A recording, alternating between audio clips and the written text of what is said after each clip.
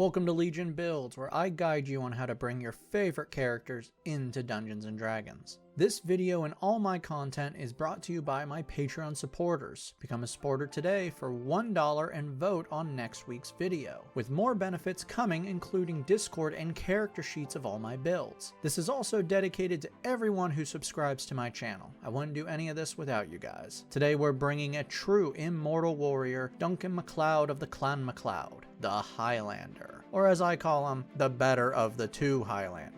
Yeah, I said it. Duncan is better than Connor, hands down. I'll explain why in a few seconds. Born in the Highlands of Scotland in 1592, Duncan is an immortal forced to play the great game, where other immortals fight and kill each other to claim the prize. By the way, we will not be talking about Highlander the Source. Didn't happen. While many immortals find themselves weighed down by eternal life or consumed by endless violence, Duncan spends his immortality living his life. He never changes his name, loves freely, and places himself in evil's path because it's the right thing to do. While Connor constantly changes his name, hides from the world, and refuses to open his heart to anyone. I'm not saying Connor sucks, I like Connor, but the two are opposites of each other and Duncan is better. Also, Adrian Paul is cooler than Christopher Lambert. Duncan is a highly charismatic individual and skilled swordsman. Combined with his regenerative powers and 400 plus years of experience in combat, Duncan has defeated each opponent that he has faced. So that's what we need to do, an immortal sword expert. You'd think that would be hard, but it's actually incredibly easy in D&D. For today's build, we'll be using the Player's Handbook, Van Richten's Guide to Ravenloft, and Xanathar's Guide to Everything. We're using standard point array and we are multi-classing, but guess what? It's the same stats, so it's going to be pretty easy. We'll start things off with Con at 15. If you don't got good health, healing means nothing. Charisma will be 14. There is not a single individual that you have met that doesn't end up liking you, except the ones who want to kill you because it means they get something. Dex will be a 13. You're an experienced martial artist and light on your feet. Wisdom will be next at 12. Yeah, you're probably confused since I just said you're a martial artist and I gave you a 12 in wisdom.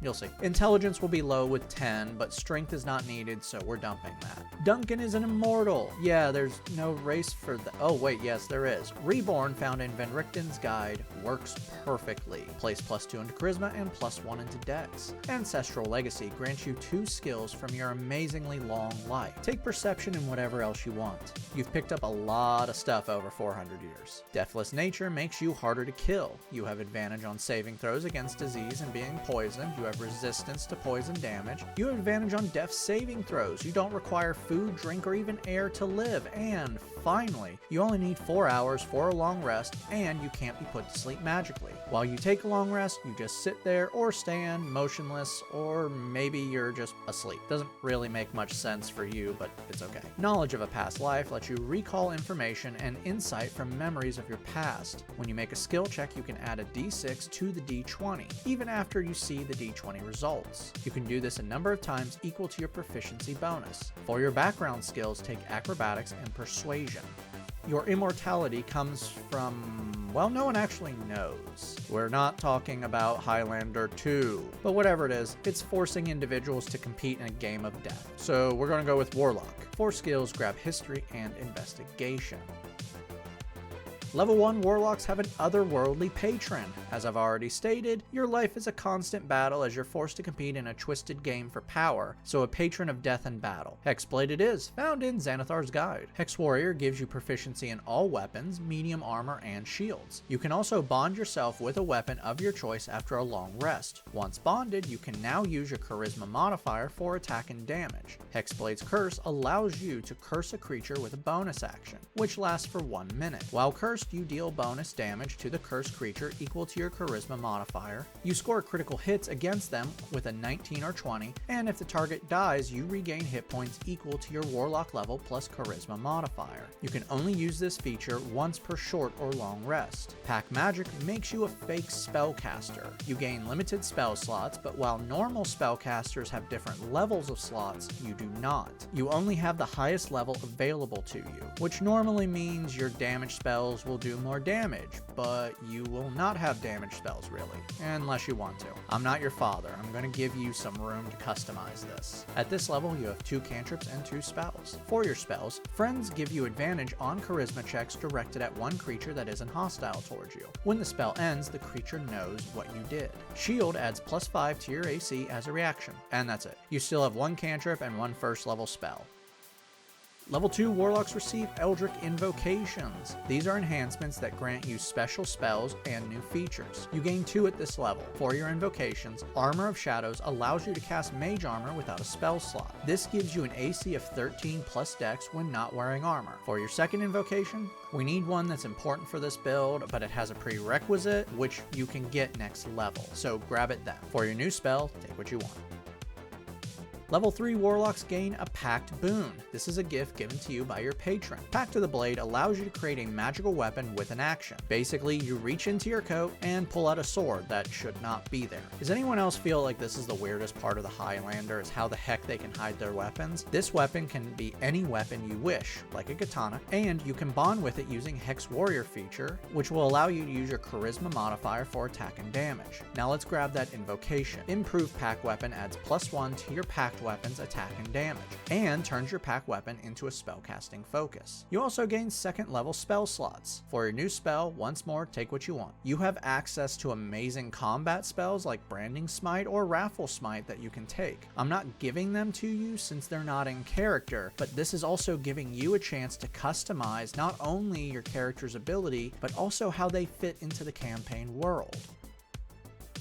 Level 4 Warlocks earn our first ability score improvement. Let's grab the feat Durable. This adds +1 to Con, and now anytime you take a short rest and you begin to roll hit dice to regain health, your rolls can never be lower than double your Con modifier. So right now you're always rolling a 6 on any hit dice. You gain a new spell and a new cantrip at this level, so go nuts. I would suggest either Booming Blade or Green Flame Blade for better damage with your weapon, but hell, you could go with Eldritch Blast if you want and just say you're cutting the air and it's flying. Time to jump classes and get some healing. Jump over to Bard, you gain a new skill. Take Insight. Level 1 Bards start off with Bardic Inspiration. Now with a bonus action, you can grant allies special inspiration dice. These dice are d6s and can be used up to 10 minutes after receiving them for a skill check, attack roll, or saving throw. You can pass out a number of these dice equal to your charisma modifier between long rests. Don't use this to try to inspire the immortal musician who refuses to fight because she wants to fear dying. Seriously, I get she wants to feel alive for her art, but she's not gonna last very long. Yeah, I'm a nerd who watched a lot of the TV show. You're also a spellcaster, and a real one. Normally, you have to calculate how many spell slots you have when multi-classing spellcasters, but Warlocks aren't real spellcasters, so you have both Warlock spell slots and Bard spell slots, and can cast Bard slots with your Warlock spells and vice versa. At this level, you have 2 cantrips and 4 spells. For your spells, Cure Wounds heals 1d8 plus your charisma modifier.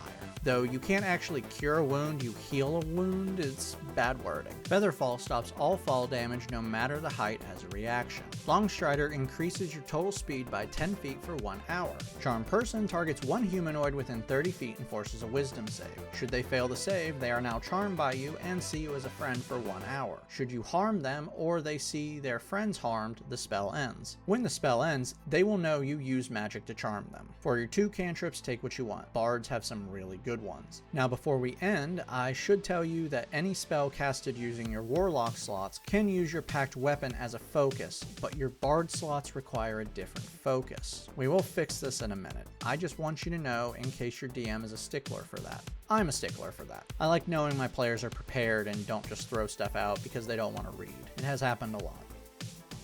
Level 2 Bards are Jack of all trades. Now all skills that you are not proficient with gain half your proficiency bonus to them. Song of Rest allows you to improve healing using your hit dice. Now when taking a short rest, you can begin to talk about past loves and old battles. Everyone who can hear you, including yourself, can now add an extra d6 to the healing. This means right now you can never roll lower than 6 on a d8, and then you can add another d6 on top of it. This will get better later on. Magical Inspiration now allows spell spellcasters to use your inspiration dice to deal extra damage or heal with their spells. For your new spell, Healing Word allows you to heal 1d4 plus Charisma modifier. I would like to say you can use these healing spells on yourself or a friend. Duncan would do that. He's a real good guy.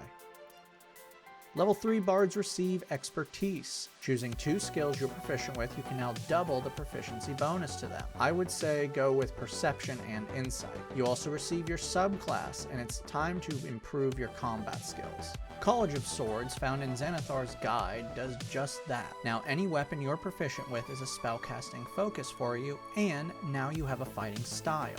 Dueling adds +2 to damage when holding a weapon with one hand and holding no other weapon. Blade Flourish allows you to use your bardic inspirations in combat. Now whenever you make an attack action, your speed is increased by 10 feet, and when you hit, you can use a special Blade Flourish move once per turn. For your flourishes, Defensive Flourish adds the inspiration dice to the damage of the attack, and then adds the dice to your AC until the start of your next turn. Slashing Flourish adds an inspiration dice to the damage, and then delivers the extra damage to another creature within 5 feet of the first. Mobile Flourish adds the inspiration dice to the damage, and then allows you to push the target up to 5 feet, plus the inspiration dice roll. You can then use your reaction to move your total speed to an unoccupied space within 5 feet of the pushed target. You also receive second level spells. For your new spell, Lesser Restoration ends one condition on someone you can touch, including yourself. Conditions that can be ended can be blinded, deafened, paralyzed, or poisoned. Level 4 bards earn another ability score improvement. Place this in Charisma for better attacks and damage, as using your Hex Warrior feature will be better. For your new spell, take what you want. You also gain another cantrip at this level, so have fun choosing. Level 5 bards have their bardic inspiration dice upgraded to a D8. Fonts of Inspiration now allows you to regain all bardic inspiration dice on a short or long rest. You also now have 3rd level spell slots. For your new spell, Mass Healing Word allows you to heal up to 6 creatures, including yourself, within 60 feet that can hear you, healing them 1d4 plus Charisma. Level 6 bards gain Counter Charm. As an action, you can start cheering on your teammates until the end of your next turn. Until then, you and any friendly creature within 30 feet that can hear you have advantage on saving throws against being charmed or frightened. If you are incapacitated or silenced, this ends early. Extra Attack allows you to attack twice with a single attack action. For your new spell, take what you want.